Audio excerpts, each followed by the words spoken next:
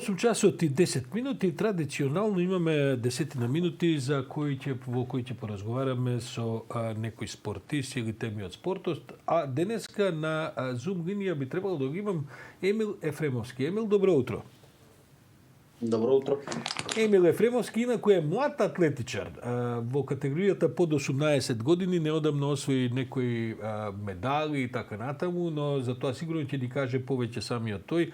Сепак ме интересира, Емил, како тоа наместо фудбал да се избере атлетика? Пред се добро утро на сите и благодарам на поканата. Покрај фудбалот секогаш сум паралелно тренирал и атлетика, уствари сум се спремал, нели, што подобро и повеќе сум спремен физички за фудбалот. Зошто не и паралелно и да се пробам и во атлетиката, кога има некој надпревар. Неодамна на 800 метри прво место, брзински надпревар, на 400 метри ми се чини трето, а ако не се лажам и во штафета имаше некоја медала. Оваа комбинација од должини во трчањето и различни дисциплини, тоа веројатно говори за темпирање на кондицијата и прилагодување во зависност од тоа што е предизвикот за тркање. Има ли некаква тајна во тоа колку е долга патеката и како се трча на неа? Овие две трки 400 и 800 метри се најтешките, мислам дека најтешките трки во атлетиката. А спојката, комбото од нив е навистина, посебно еден ден после друга е навистина убитачна. Но некои 6-7 месеци тешко и напорно тренирање се исплатеше и не ми беше проблем навистина. За тоа е задолжен најмногу мојот тренер Филип Колевски, кој навистина е прекрасен пред се како личност и како психолог, а потоа и навистина како тренер. Сепак во семејството на Ефремовски знам дека има и други атлетичари, прво сестра ти, ако не се лажам, која што многу посериозно се занимава од тебе, а мислам дека и татко ти е можеби во аматерска конкуренција, меѓутоа долгогодишен атлетичар. Има некаква врска, влијание сето тоа врз изборот, предпоставувам?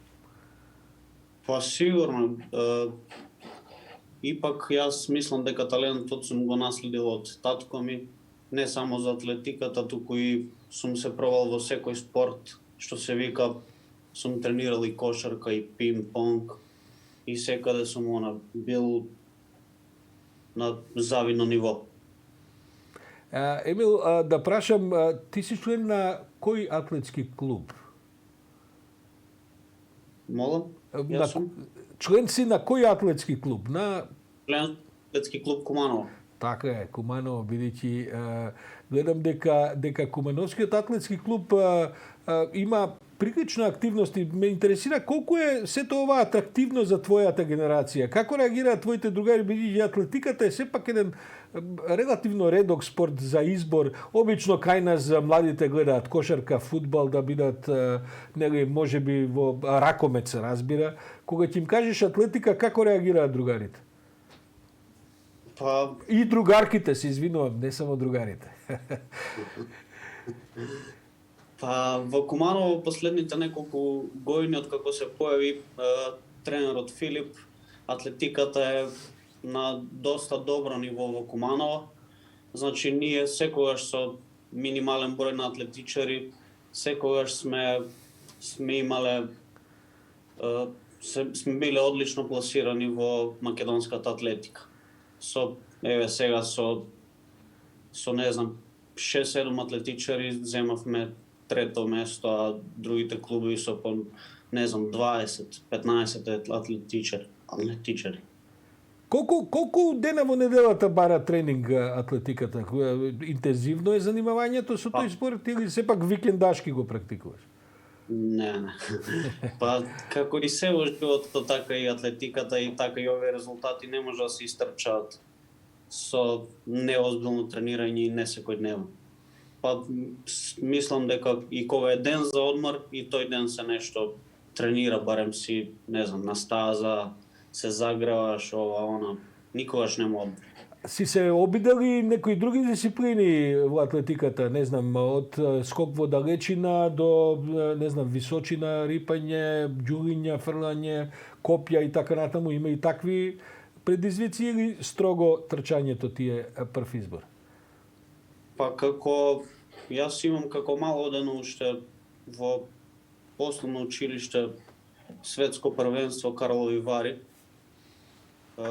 Таму имам како Крсте Петков Мисирков како основно училиште бевме и таму исто беше екипно, таму скокав 3 скоки и исто трчав 800 метри. Разговарам инаку со Емил Ефремовски, млад атлетичар од Куманово, член на атлетичкиот клуб Куманово. Емил, како беше да се тренира атлетика во време на корона? Се намалија тренинзите, имавте специјални некакви третмани, како издржавте?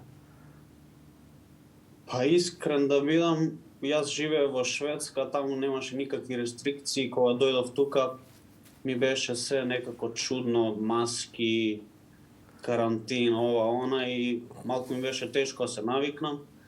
Мада за тренинзи немаше никаков застој, барем за мене. Затоа што тренинзите не смеат да трпат и така немаше никакви застои, нормално се. Колку пати неделно тренираш? Како оди? Дневен е тренингот? Наутро, навечер, како е распоредот?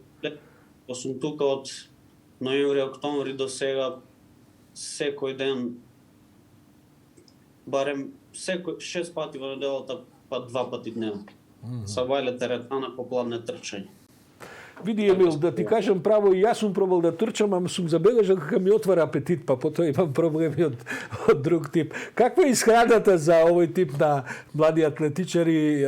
Има ли некаков специјален режим, бидејќи предпоставам дека дури и кога не би се занимавал со атлетика, предпоставам дека овие нови генерации се е тоа фрлено на здрава исхрана. Каква е исхраната специјалниот режим за атлетика? Па, искрено јас не сум на некој специјален режим, туку едноставно пак се трудиш да не јадеш. Се трудиш да јадеш што можеш поквалитетно. Едноставно. И сите ме прашуваат, пример, како такво тело, она, јас само на сите им викам, само трча и тоа е тоа, не треба ништо друго. Да, јас чекам да се воведе оваа категорија сениори над 120 кила, па да се обидам да освојам некоја медала. Ама некако со олимписки игри гледам дека таа работа тешко се пробива. Емил Ефремовски, благодарам многу на овој утрински разговор. Баш ми е драго кога гледам млади луѓе кои што така успешно се занимаваат со спорт. Имам јас синови отприлike на твои годишта и се ми е јасно, мислам. Предпоставам дека оброците се прилично обилни, ама затоа и физички се трошите и тоа е добро, така и треба на тие години. Емил Ефремовски, благодарам за ова вклучување во утрински брифинг. Благодарам и на вас, имајте убав ден и се најубаво. Благодарам, па ќе се видиме и покрај некоја атлетска патека, бидејќи јас тешко би влегол во конкуренција со натрчување со твојава генерација. Има посебно. Да, благодарам.